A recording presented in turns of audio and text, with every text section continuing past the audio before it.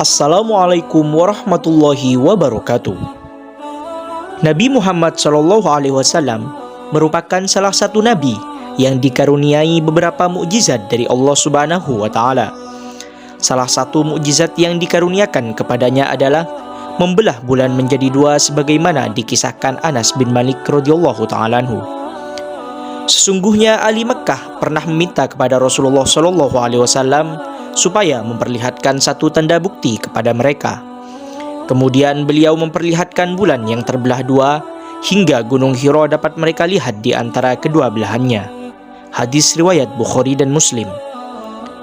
Mukjizat sendiri adalah satu kejadian luar biasa yang sekaligus menjadi bukti keabsahan risalah yang mereka sampaikan kepada umat. Saat itu, penduduk Mekah dari kaum Quraisy pernah meminta bukti kenabian Rasulullah SAW dengan membelah bulan. Mereka berkata dengan nada mengolok-olok, "Wahai Muhammad, coba tunjukkan kepada kami satu kehebatan yang bisa membuktikan kenabian dan kerasulanmu." Rasulullah SAW pun bertanya, "Apa yang kalian inginkan?"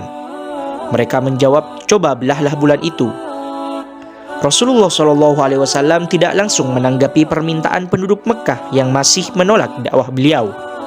Sebaliknya, Rasulullah memohon pertolongan kepada Allah untuk diberi petunjuk mengatasi permintaan dari penduduk Mekah. Hingga turunlah perintah pada Rasulullah SAW untuk mengarahkan telunjuknya ke bulan.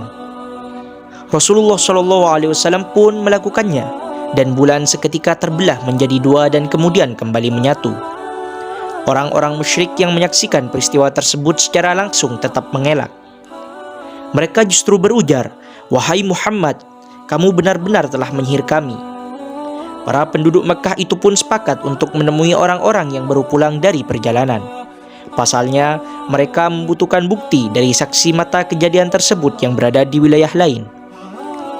Mereka pun bergegas menuju keluar batas kota Mekah.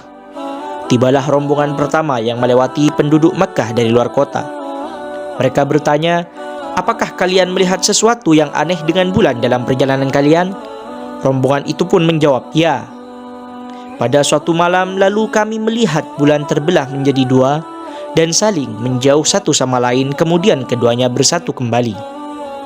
Mendengar jawaban tersebut, sebagian dari kaum Quraisy itu ada yang memilih beriman, namun ada juga yang tetap memilih ingkar. Kisah ini pula yang menjadi asbabun nuzul atau sebab turunnya surah Al-Qamar ayat 1-3 dalam Al-Quran, yang artinya, hari kiamat makin dekat dengan bulan terbelah. Jika mereka kaum musyrik Mekah melihat suatu tanda atau mukjizat, mereka berpaling dan berkata, "Ini adalah sihir yang terus-menerus." Mereka mendustakan Nabi Muhammad SAW dan mengikuti keinginan mereka, padahal setiap urusan telah ada ketetapannya. Wallahu a'lam.